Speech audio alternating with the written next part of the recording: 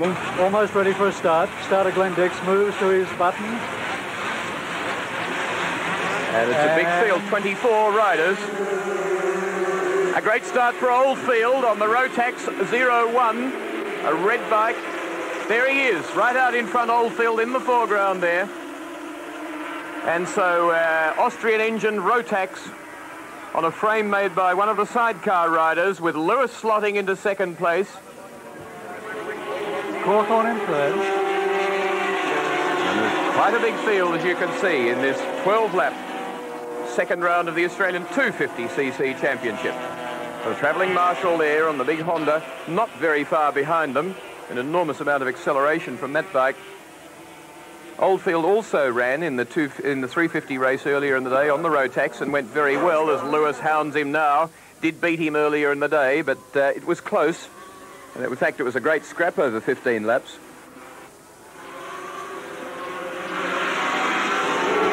Sun shining, track dry.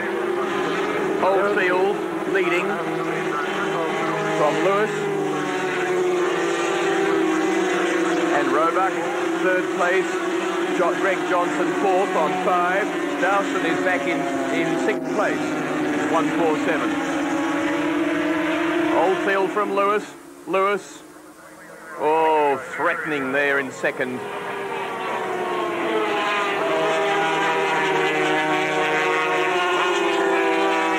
The English-born Oldfield, though, doing it well. Had a fall last year, broke a wrist in West Australia, and put him out of the running when he looked to be a good chance for a title.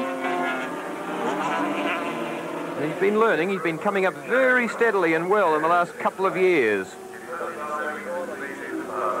And this new engine, the Rotax, similar to what's being used in some of the overseas championships, very similar really in layout to the Kawasaki. Two-cylinder, cylinders one behind the other, rotating, if you can believe it, in opposite directions.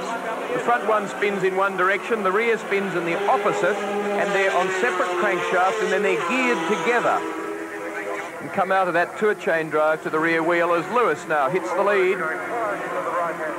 There was nothing between these bikes in the braking area on the last lap. Let's see what happens this time. No, Lewis holds it.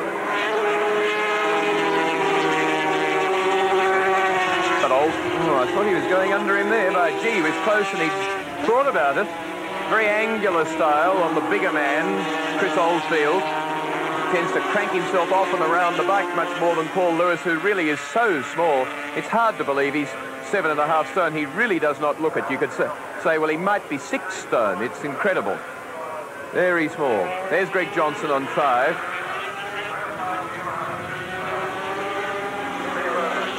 Lee Roebuck, a former Australian 125cc champion, is in third position.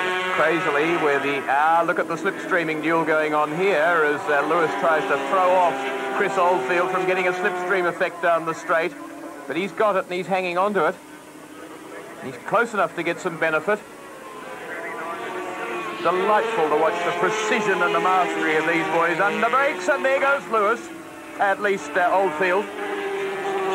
Well, it was almost there goes Lewis, actually. He drifted very wide there, and Oldfield took advantage of the situation, and there was nothing holding Oldfield back.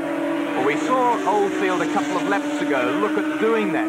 You saw him sizing up that situation, and he'd appraised the situation and then pulled it off beautifully 2 laps later.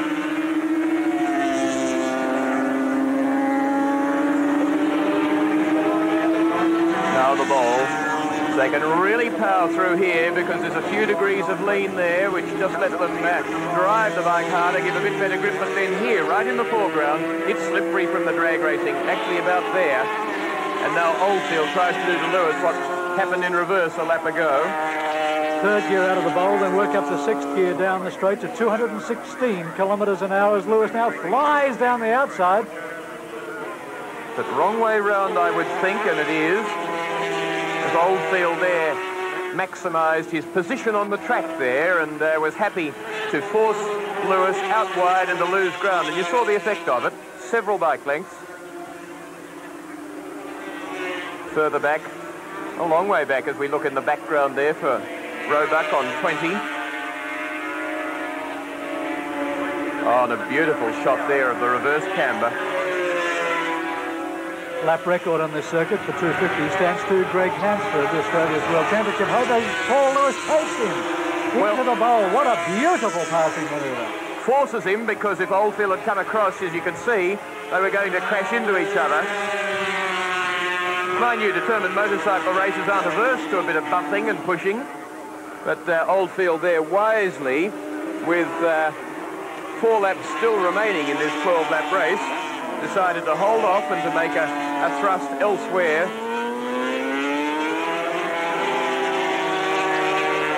Lap record, as I was saying, stands for 58.6 seconds to Hansford, 147.7 kilometres an hour.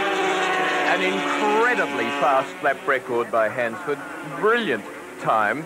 That time, 58.6, he did on both a 250 and a 350, and it's faster than the 500 class lap record. There are the race leaders again, and a great idea of what it's like to crank one of these racing motorcycles over, right over, absolutely to the limit as you come into a corner.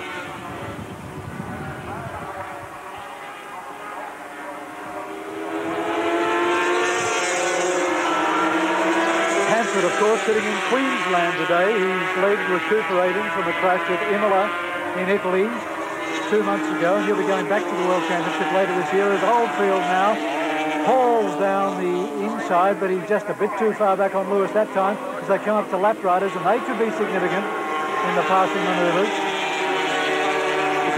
Gee, just lucky for Lewis that he got through on the inside there. I thought Oldfield might have been able to lock him in, and that's what Oldfield was thinking. In fact, it didn't work for him, and he lost ground rather than Lewis. He took a gamble.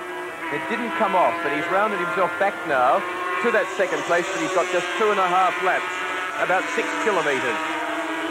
Lewis, Oldfield. Look at the suspension working on that motorcycle. It was on full rebound there. Right down on the suspension as he gassed it onto the off-camber, left-hander. The frame on Lewis's bike, on Oldfield's bike at least, built by Bob Martin, the Victorian sidecar rider, whom we'll see shortly in the Unlimited sidecar round. And that's been slotted together with this Austrian Rotax engine. There is no way known they're going to get the lap record, driving twice the distance down the straight as they are, as they try to duck and weave away from each other.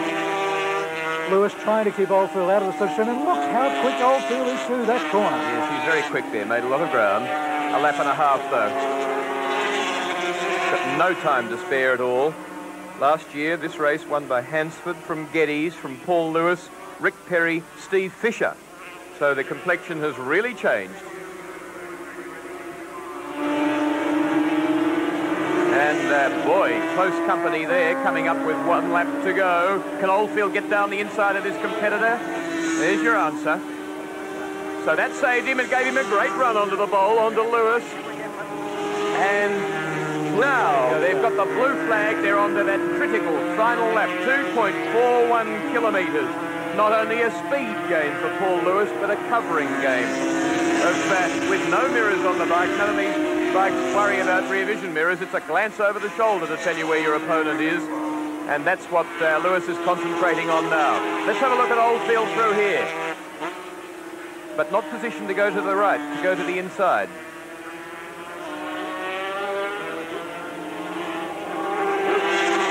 And I think his only chance will be an outbraking manoeuvre at the end of the S's onto the speedball, and I don't think he's close enough to do it. The other, he just could, no. He wants a quick entry onto the speedball. Well, now his other plot might be to go right hand on the next part of the speedball, but he's not close, no sir. So it's all over, and Lewis has done the job.